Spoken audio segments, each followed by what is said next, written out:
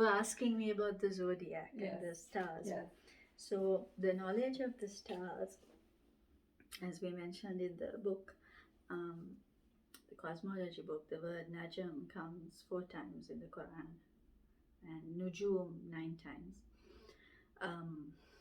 Whatever Allah subhanahu wa ta'ala mentions in his book has a deep meaning.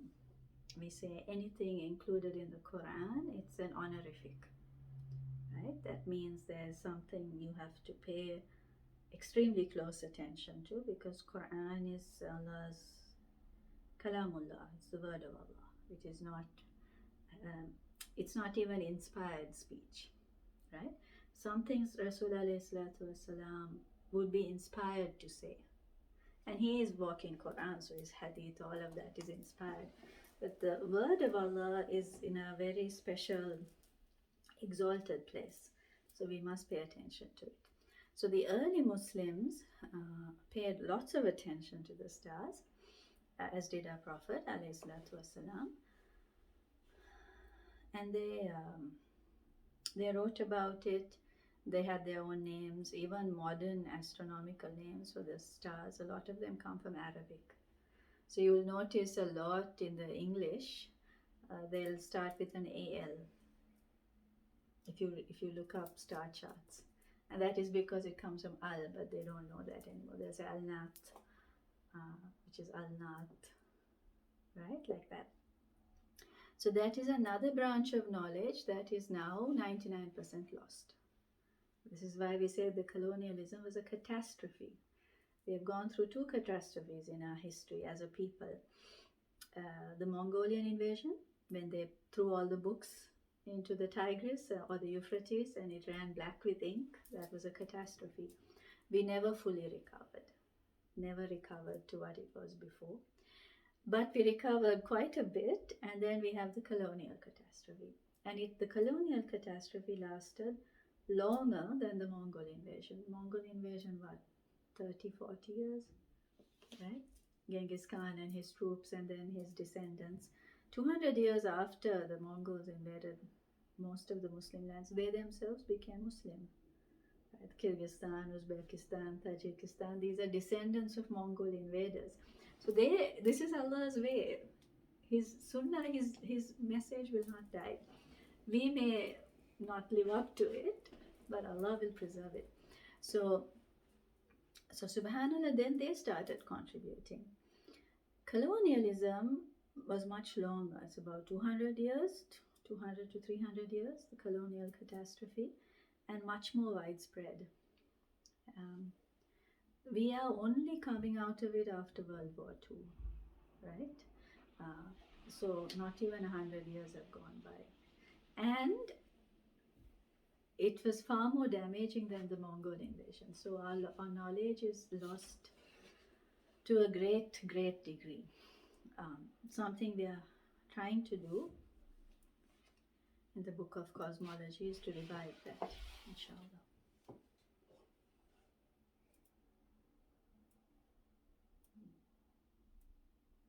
So the zodiacs come from that? The zodiac comes from that. It's based on the secrets of the Quran, but it is a very advanced topic, extremely advanced, but also extremely portentous.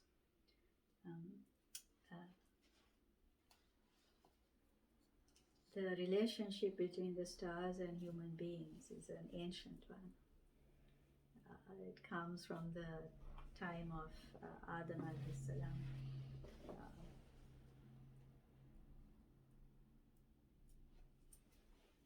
So I think that is talking about that a little bit. It will become, inshallah, more clear once we get all the rest of the material put together.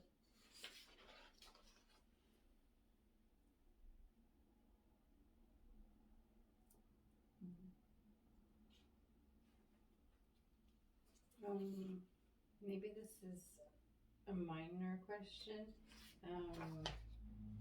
but it mentioned somewhere here that there were animals that would become trees. Mm-hmm.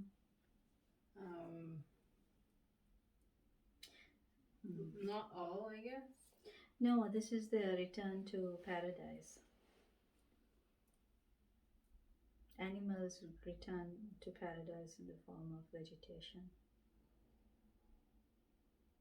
Not all. Mm-hmm. Not all.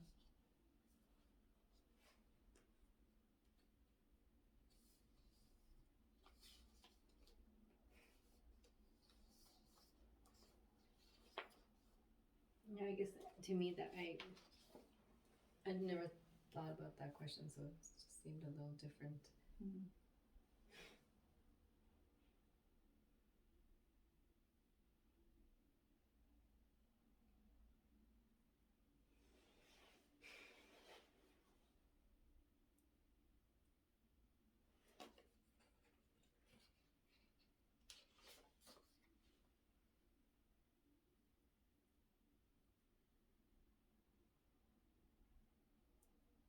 Okay, and then the ones about the elements, I guess that part I didn't really understand.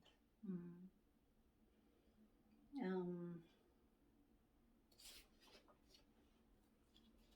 The air, Yeah, water, fire, and the metal. Metal, yeah.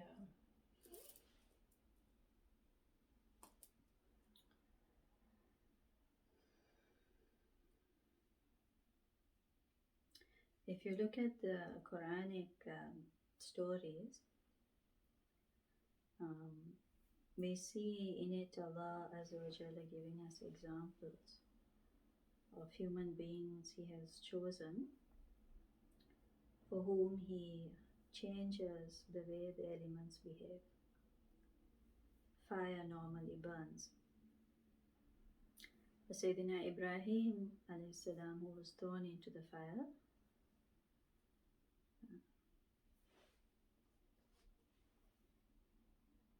the fire was cooled.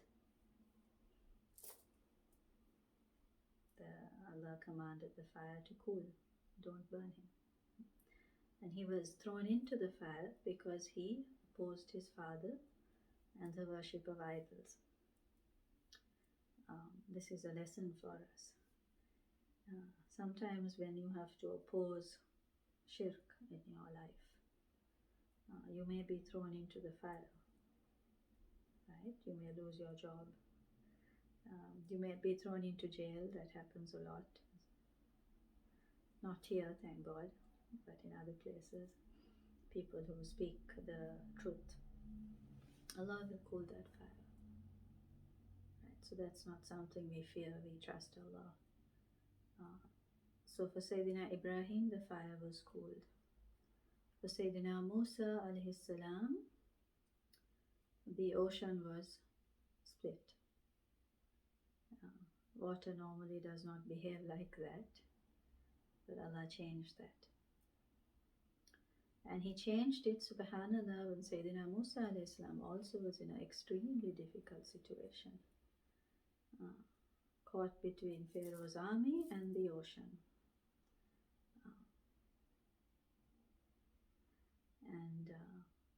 And the people asked him, but they were panicking, all his followers, and he said, Kalla, inna rabbi sayahdeen. He said, no, don't panic, my Lord will guide me.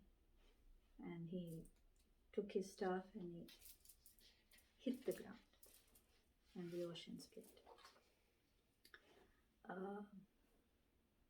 So we have fire, we have water. Sayyidina Dawood alayhi salam, in the Quran Allah mentions how he was given the knowledge of how to make armor with metal, chainmail, how to forge steel. And from him Sayyidina Sulaiman inherited the kingdom of Sayyidina Dawood alayhi salam. That was a great mark of strength. Metal also comes in the story of Dhul Qarnayn in Surah Kahf. Dhul-Qarnayn, people don't know, or they debate who he is, but we know of the story of how he built the wall to hold in Ya'juj and Ma'juj, and he poured over this wall molten metal to harden it. So he was given a knowledge of how to use metal as a protective force. And metal and the earth, we use them interchangeably, earth and metal, because metal is in earth, metal is a form of, the element of the earth, right? Ore and all of that comes from the earth. And then we have Sayyidina Isa alayhi salam, who walked on water. Normally you cannot walk on water, you sink. But for Sayyidina Isa alayhi salam, the nature of water was changed. So here we have stories of, so we went through fire, water, metal, air. The last one, air, comes a lot in Sayyidina Sulaiman alayhi salam's story, that he was given the ability to control the wind. Right? Many places in the Quran, Surat Saba, Shu'ara, Sayyidina Sulaiman alayhi salam could command the wind. The wind worked for him. Now if you can command the wind, imagine, right? You don't need human beings to build buildings and bridges like you have to have your work crews, right? You just command the wind and it will do it quicker and easier. Sayyidina Sulaiman alayhi salam was given that knowledge.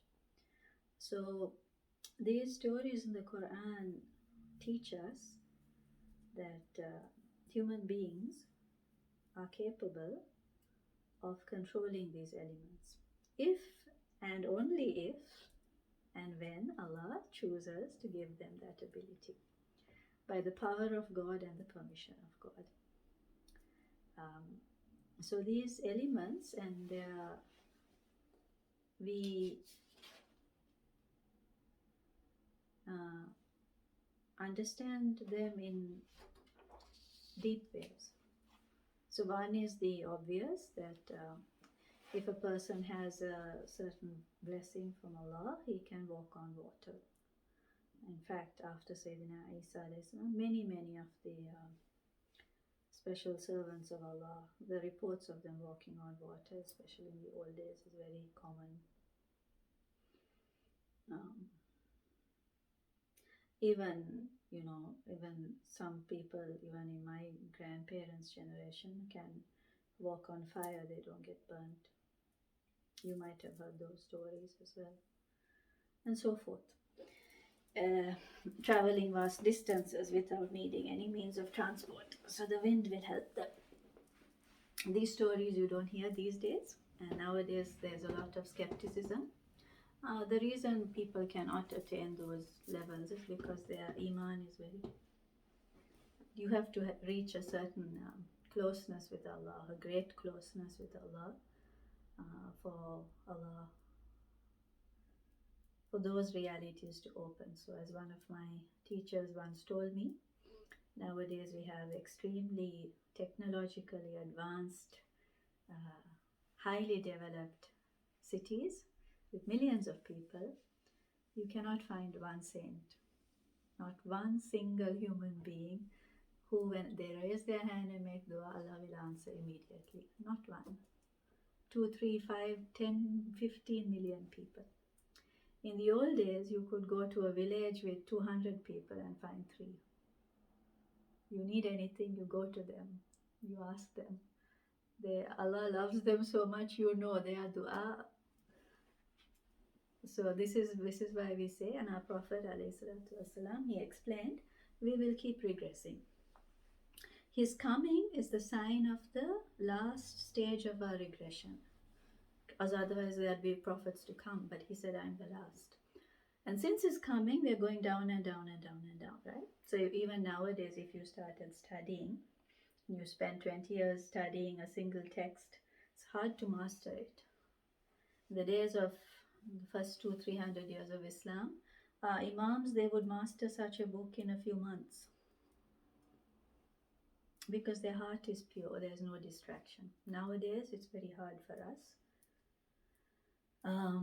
And this is also another sign for the end times to come, because it's very difficult to go on like this. And Allah won't allow us to be in this situation too long. He will send His help. This is His promise. And this is why we are waiting for the coming of the blessed Isa alayhi salam. Now, that's one way of understanding. Now, how do you transcend these elements? It is by practicing the deen of Islam in its pure form. So we take the 5 pillars of Islam. We have the Shahada, Salah, Siyam, Zakah, wa Hajj. Shahada is not really something you can, you say the words, but it is your state. It is your core inner state that should never leave you.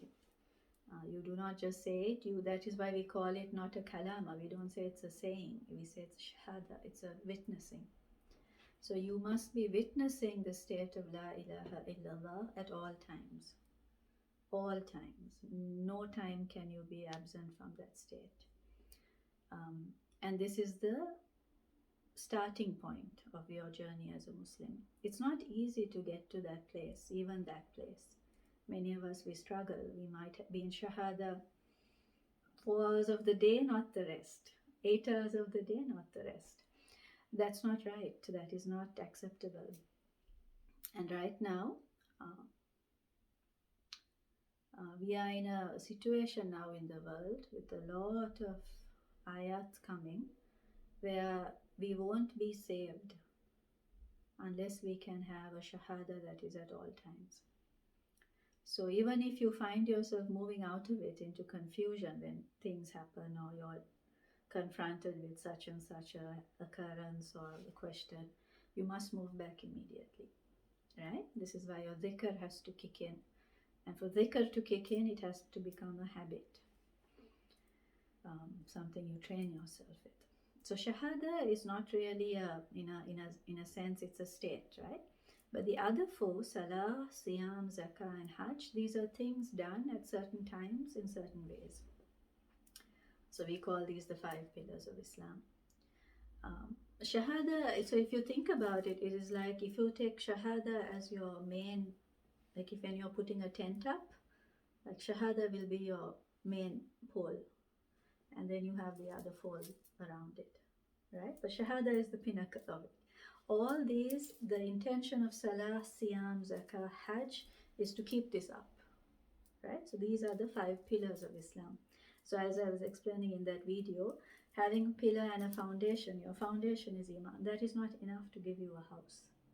You cannot imagine yourself living in a place with a foundation and 5 columns. You need your roof, you need your walls, you need your doors and windows, you need decoration. We like beauty. It suits us, right? All of that is the science of Ihsan, the science of how to build those walls, put the roof, beautify the house. That is the science of how to be in a state of dhikr all the time. So we teach that, how to have good manners, not to backbite, not to gossip, not to lie, not to cheat, how to do business, how to maintain your state of shahada, the dhikr, constant dhikr. So that's a science. And that's a science we are not teaching people in that form, right, anymore. Now, if you take these 4 pillars, you can equate them to the 4 elements. So, for example, you could say,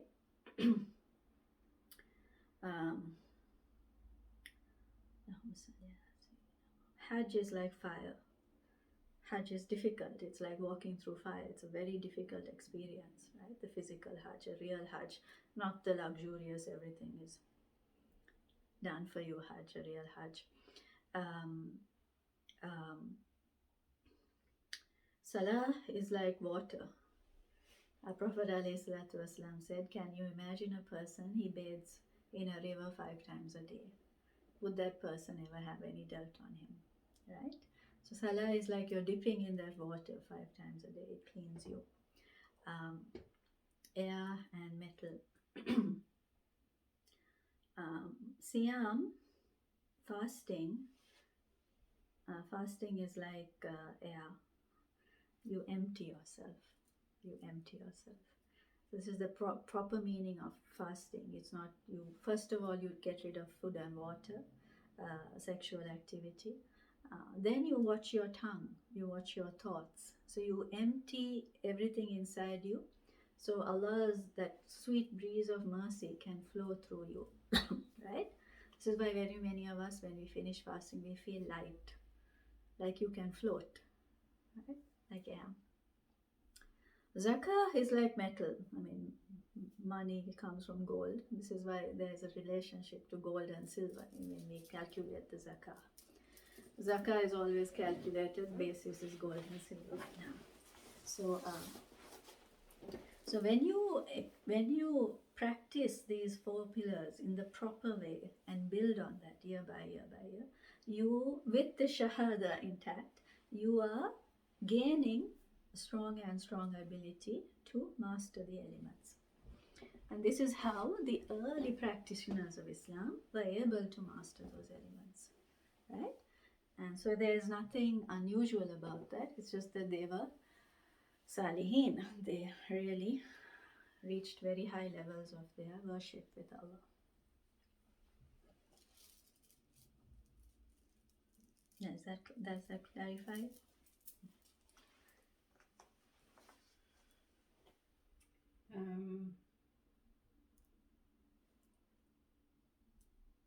Maybe you can just quickly summarize the Mulk and the Malakut. Very good question. Alayhi salatu wasalam, our Prophet sallallahu alaihi wasallam, he said, the relationship between the Mulk and the Malakut is like a ring thrown into the desert. Okay, so the first thing that teaches you is a sense of scale, how big the Malakut is versus a ring. Imagine all the desert and imagine a little ring in it. Right? So the Malakut vastly outscales the Mulk. The second thing is he said a ring. Why did he say a ring? So a ring has a hole. So the Malakut goes through the Mulk. You see? It's not like the Mulk is this and the Malakut is around it. The Malakut permeates the Mulk. So we are sitting here, everything you and I, or everything most of us can see and touch and feel and hear is what is in the Mulk. This is called the sensory dimension, your 5 senses. Feeling, seeing, hearing, smelling. Feeling, hearing, seeing, smelling. Touch, sight, hearing, smelling. What's the 5th one? Tasting. Tasting. Alright? So this is why people who are blind or deaf, their perception, especially those who are born like that, perception of reality is vastly different to your perception and my perception. You cannot explain. If they had it and lost it, it's different to not having it, right? So in the philosophers, especially if you study Western philosophy, they'll say, is this piece of cloth really there? Is it there only because I can feel it, see it? If I can't feel it and I can't see it and it makes no noise, it has no fragrance or what taste, is it there? So that's a philosophical question. So everything you can understand by your senses is called the Mulk. Everything that permeates the Mulk, for example, the angels, we know from, and this is part of our Iman. Anyone disputes the angels, they're in great trouble because they're disputing a tenet of Iman. We all believe in Allah's angels, that we have 2 either side, definitely with me now, definitely with you. We have the circle of dhikr because we know there are angels that walk upon the earth at sunset time and sunrise time, special angels who come down in great gatherings, like great droves, great armies of angels. All they do is they go around the earth looking for majalisul zikr, a place where people are gathering to glorify Allah, to remember Him. And they love that, so they will sit. So we know that, we want them with us, and we want to take from their strength because they have an aura, a presence. That presence will soothe our heart and strengthen our iman. This is why the old people, especially people who want to learn knowledge, you must know how it works, right? So what they do, they just go and find anywhere where there is dhikr, I'll go and sit. If I'm struggling to memorize something, if I'm struggling in my job, if I'm struggling, they'll say, my heart is a little agitated. It's anxious, it's worried. Let me find a circle of dhikr and go and sit down. No questions will be asked. They don't need to say any questions. You come for getting the barakah of the majlis and the angels, and then you go. And you are strengthened. So if you keep doing that every day of the week, that's brains, that's using your intellect, you're using your being smart. Most of your work will get done for you.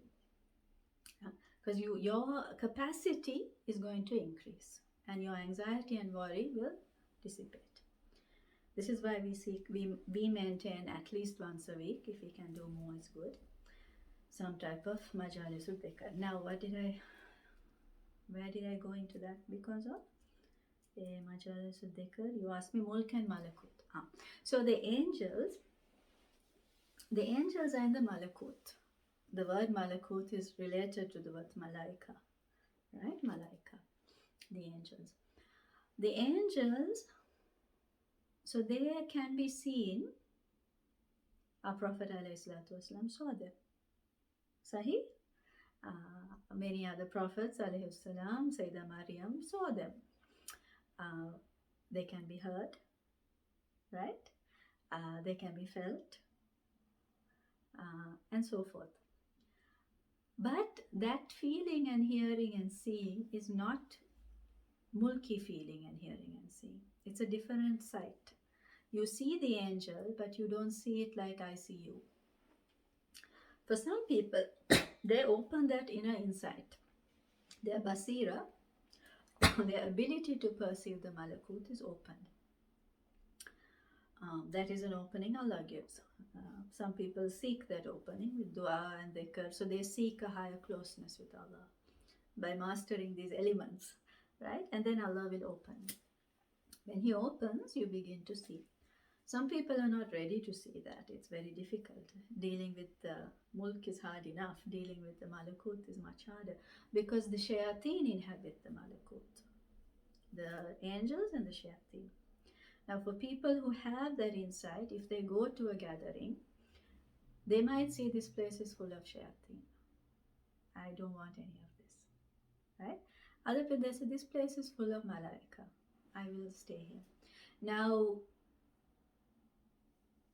this is why in our tradition, our Prophet ﷺ, who could see everything, told us, don't go to certain places. Like, don't go and sit where there's a lot of drinking going on. You may think that you won't drink and you will be fine, but you are in the company of the shayateen. They will impact you. Why would you? Go and sit where there's maybe a Quran somebody is reciting, right? Other things, for example, don't do this, don't do that, don't do this. So these are the inner realities of why the outer injunctions are given. So everything in our deen can be understood from a mulki perspective or a malakuti perspective. The old days, the teachers, as people's knowledge was reducing, they would not explain the malakuti perspective because it's too much. Some people get very agitated. It's too much for them to take. You have to have a certain capacity to bear all of that. So out of rahmah, they don't explain. They say, just don't do this, do that. And the old days, people would respect their teachers well enough to say, okay, we hear, we obey, that's great, thank you. Nowadays, unfortunately, there's a lot of confusion, very difficult to find good teachers. So now we have to, and also this common knowledge is lost, right? And also nowadays people they want to know why before they obey. So we have to explain. There is nothing wrong with that. As long as the intention is to get closer to truth, alhamdulillah, it's a very good thing to ask questions, right? Because whenever you go close to truth, you are going close to Allah. Allah is truth. Yeah. So that is the Malakut. The Malakut is a spiritual dimension inhabited by beings. It permeates the Mulk. So the angels are with us. That is what I mean. The Malakut is everywhere in the Mulk. And it is greater in strength and greater in scale and greater in closeness to Allah than the Mulk. So when we have the diagram of the dimensions, which said the Mulk is the smallest, around that and within that the Malakut, much, much, much more vast. So all the universe, the Big Bang Theory, the known universe, the galaxies, the solar systems, the stars, the planets, all of that is in the Mulk. You understand? It's not that just Earth is Mulk and the universe is Malakut. La. All that is Mulk. Permeating all that is a Malakuti dimension. Which is why Sayyidina Jibreel alayhi salam can go between the moon and Earth like that. Or this galaxy and that galaxy, this planet and that planet. We don't know what else is out there. Allah knows. Like that. Sayyidina Muhammad alayhi salatu wasalam, on the Mi'raj, right? He went through all the dimensions to heaven. So obviously he went through the universe. Like he was able to travel through time and space. Now what does he tell us? Alayhi salatu wasalam, the salah is the Mi'rajul Mu'min. Your prayer is the Mi'raj of the believer, right? So each and every one of you who is a believer should be able to transcend all these dimensions. It is not just for him. You should be able to move between all of this. Now we have to reach that level of being mu'min. Many of us are striving to be Muslim. You must reach mu'min and then you go higher than that to Muhsin, inshallah. Is that helps a little bit? Yeah. So then what about the other the Aizat and the Jabarut? Yeah. The Quran, Allah subhanahu wa ta'ala talks about the Khalq and the Amr. The Khalq and the Amr. The creation, Khalq, and the Amr, commandment. So the Mulk and the Malakut are the realms of creation. They are where there is creation, because the angels are created, the shayateen are created. Right? The Aizat and the Jabarut, they are realms of commandment, realms of pure commandment. They are much higher and much larger. The Jabarut after the Malakut, the Aizat after the Jabarut, then the Mulk and the Malakut. So they are realms where there is pure commandment. It is this commandment that comes down from heaven.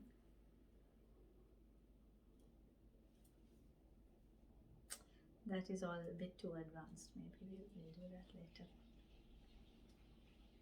So they're not in the same. What?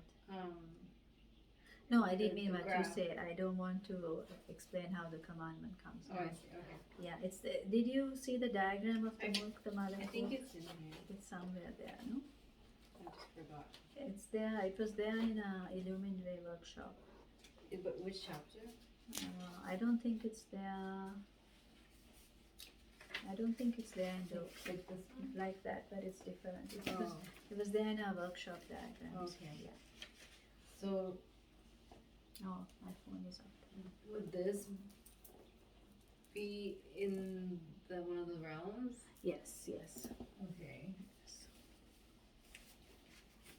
Even though it's saying it's the center.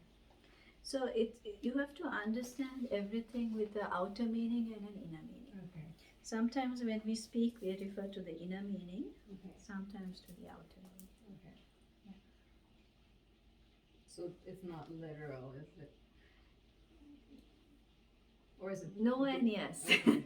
Okay. It's literal in which sense you mean, right? Okay. And this is where a lot of people get confused and go astray with religious knowledge.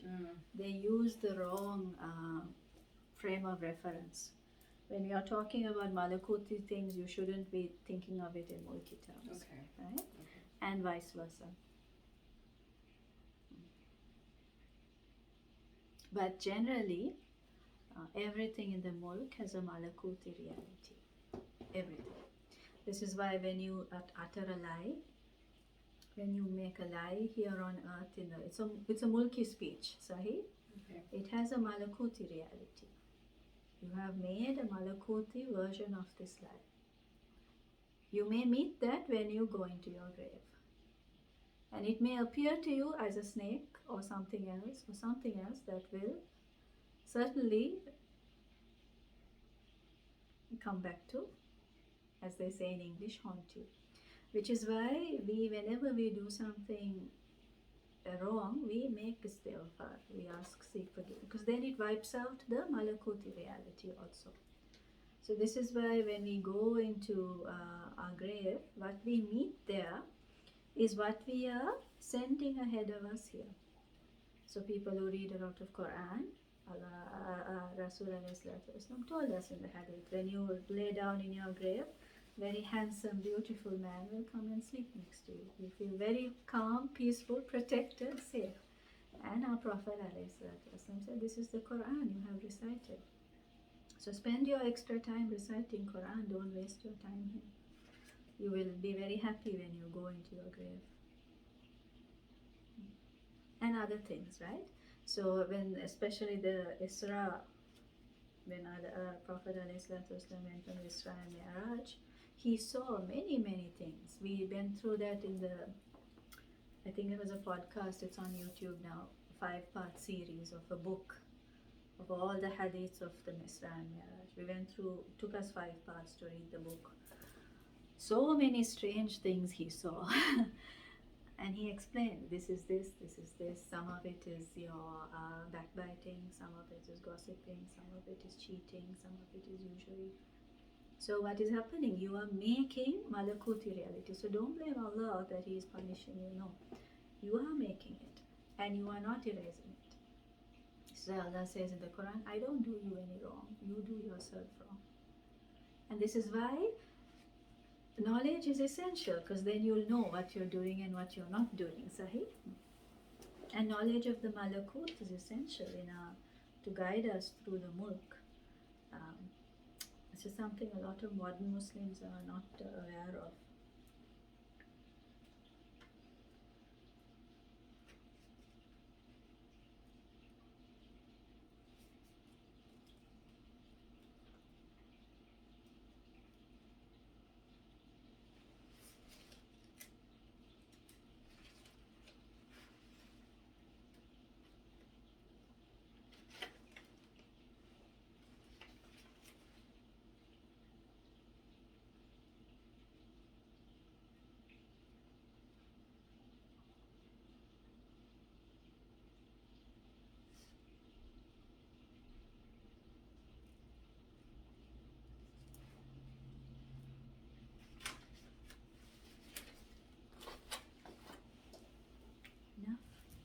Inshallah, we'll make dua, we'll end, and we have some work to do. أعوذ بالله من الشيطان الرجيم. بسم الله الرحمن الرحيم. سبحان ربك رب العزة عما يصفون وسلام على المرسلين والحمد لله رب العالمين.